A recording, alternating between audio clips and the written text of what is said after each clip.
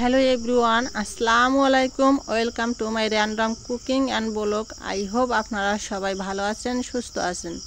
তো নতুন আরেকটি রেসিপি নিয়ে আপনাদের সামনে হাজির হলাম। আশা রাখি আজকের রেসিপিটি আপনাদের কাছে ভালো লাগবে। আজকের রেসিপিটি খুব সহজভাবে আপনাদের সামনে তুলে ধরার চেষ্টা করব। রেসিপিটি হচ্ছে কিভাবে পাকা আম দিয়ে আইসক্রিম তৈরি করবেন। তাই ঘরে বসে যদি কোনো কেমিক্যাল ছাড়া বা কোনো রং ছাড়া স্যাকারিন ছাড়াই যদি পাকা আম দিয়ে আইসক্রিম তৈরি করতে পারেন হেলদিভাবে, তাহলে তো কোনো কথাই নেই। ছোটরা তো এমনিতে আইসক্রিম খুব বেশি পছন্দ করে, আর তা যদি হয় হেলদি, তাহলে তো তারা অনায়াসেই আইসক্রিমগুলো খেতে পারবে। তো চলুন চলে যাই মূল রেসিপিতে। তো এখানে আমি আইসক্রিম তৈরি করার জন্য 4টি আম নিচ্ছি, আর আমগুলো ধুয়ে তারপরে ভালোভাবে কেটে আমের পিউরিটাও বের করে নিছি। তো দেখতেই পাচ্ছেন আমের পিউরিটা কিন্তু অলরেডি আমি বের করে ফেলছি। এরপরে কিন্তু আমি একটা ব্লেন্ডারের জার নিছি, আর ব্লেন্ডারের জারে আমি যতটুকু পিউরিটি বের করছি আমের সবগুলো পিউরিটিটা দিয়ে দিছি কিন্তু জারের ভিতর। এখন জারের ভিতর দিয়ে আর একটু হালকা চিনি অ্যাড করবেন, কারণ আম যতই মিষ্টি হোক তারপরও যখন এটা বরফ হয়ে যাবে, মানে ফ্রিজে রাখা হবে, তখন তো বরফে পরিণত হবে, আর বরফে পরিণত হওয়ার পর কিন্তু এটা একটু বরফ হয়ে যাবে। সেক্ষেত্রে কিন্তু একটু চিনি না দিলে একটু পাইনসে ভাব আসবে, তাই সেক্ষেত্রে একটু চিনি দেওয়াই বেটার হবে। তো আমি এখানে কিন্তু এই যে আমের পিউরিটা কিন্তু ব্লেন্ড করে নিছি, আর ব্লেন্ড করার পরে এখন আমি একটা স্টেনের সাহায্যে এটাকে ভালোভাবে ছেঁকে নিচ্ছি।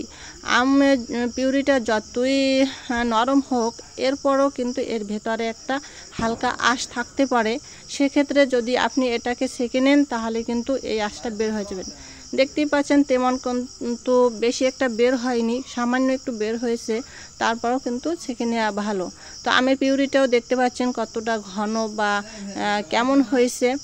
তো আমার পিউরিটা কিন্তু বের করা হয়ে গেছে, আর এখন আমি এখানে আইসক্রিমের মোল্ডে সমস্ত পিউরিটা ঢেলে নিব। অনেকে কিন্তু পানি অ্যাড করে, কিন্তু আমি পানি অ্যাড করব না। আমার কাছে মনে হচ্ছে পানি অ্যাড করলে সেটা কেমন হবে, আমের স্বাদটাই নষ্ট হয়ে যাবে। এখন যে একটা স্বাদ আছে, যে একটা ফ্লেভার আসবে, এইটা কিন্তু পানি অ্যাড করলে থাকবে না। আপনি যখন আইসক্রিমটা খাবেন তখনও কিন্তু আমের একটা ঘ্রাণ চলে আসবে, অন্য রকমের একটা ফ্লেভার আসবে।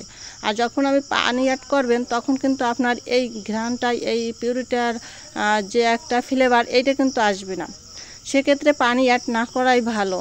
আমের আইসক্রিমের স্বাদের জন্য পানি অ্যাড না করাই ভালো। তো এই তো দেখতেই পাচ্ছেন আইসক্রিমের মোল্ডে আমি কিন্তু সম্পূর্ণ পিউরিটা ঢেলে দিছি, আর আমি এই যে ফ্রিজে রেখেছিলাম প্রায় 7-8 ঘন্টার জন্য। তো 7-8 ঘন্টা পরে আমি কিন্তু এই যে আইসক্রিম মোল্ডটা বের করছি। দেখতেই পাচ্ছেন সমস্তটা কিন্তু জমাট বেঁধে আছে। এখন যতই আপনি টানাটানি করেন বের হবে না। সেক্ষেত্রে আপনি কি করবেন সেটাও দেখেন। আমি কিন্তু একটা প্লেটে সামান্য পরিমাণ পানি নিয়ে নিছি, আর পানি নেওয়ার পরে আমি মোলটা এই পানির ভিতরে কিন্তু রেখে দিছি। তো আমি কিছু সময় এভাবে রেখে দিব। তো কিছু সময় রেখে দেওয়ার পর দেখা যাবে কিন্তু এই মোল্ড থেকে হালকাভাবে আইসক্রিমটা কিন্তু আগলা হয়ে যাবে, আর আগলা হয়ে যাওয়ার পরে আমাদের কিন্তু উঠাতে এটা সুবিধা হবে। তো দেখতেই পাচ্ছেন আমি কিন্তু অলরেডি আইসক্রিম একটা বের করে ফেলছি। কিভাবে অনায়াসে বের হয়ে আসছে, একটুও কিন্তু বেঁধে থাকেনি। তো এখন আমি এই আইসক্রিমগুলো এক এক করে সবগুলো আইসক্রিম মোল্ড থেকে আউট করে নেব। তো আমার আইসক্রিমগুলো কিন্তু অনেক ভালো হয়েছে, মাশাআল্লাহ অনেক সুন্দর হয়েছে। আমি কখনো আগে এরকম বানাইনি, কিন্তু এই যে ফার্স্ট টাইম আমি আইসক্রিমটা তৈরি করলাম। তো নিজে আইসক্রিম করলাম নিজের হাতে, নিজের ঘরের আম দিয়ে, এজন্য নিজেকে খুব হ্যাপি লাগছে। আশা রাখি আপনাদের কাছেও ভালো লাগবে। তো এরকম আইসক্রিম আপনি যদি ঘরে তৈরি করে হেলদিভাবে তৈরি করতে পারেন, তাহলে কিন্তু আমাদের আর বাজারে কেমিক্যালের আইসক্রিম খেতে হবে না। আমরা যেহেতু নিজেরাই এরকম তৈরি করে দিতে পারি বাচ্চাদের, সেক্ষেত্রে আমরা কেন দোকানে যাব। তো আইসক্রিমগুলো কিন্তু খুবই হেলদি এবং খুবই লোভনীয় হয়েছে। আশা রাখি আমার আজকের রেসিপিটি আপনাদের কাছে ভালো লাগবে। আর যদি ভালো লেগে থাকে তাহলে অবশ্যই একটা লাইক দিয়ে দেবেন, আর ফ্রেন্ডস ফ্যামিলিদের মাঝে ভিডিওটি শেয়ার করে তাদেরকে দেখার সুযোগ করে দেবেন। আর যদি আপনারা ইউটিউব থেকে দেখেন তাহলে আমার চ্যানেলটি সাবস্ক্রাইব করে নেবেন, আর ফেসবুক থেকে দেখলে আমার পেজটি ফলো দিয়ে রাখবেন। পরবর্তী ভিডিও নোটিফিকেশন পেতে অবশ্যই আমার ইউটিউব চ্যানেলটি সাবস্ক্রাইব করে নেবেন। দেখা হবে নেক্সট কোনো ভিডিওতে। সে পর্যন্ত সবাই ভালো থাকবেন, সুস্থ থাকবেন। আল্লাহ হাফেজ।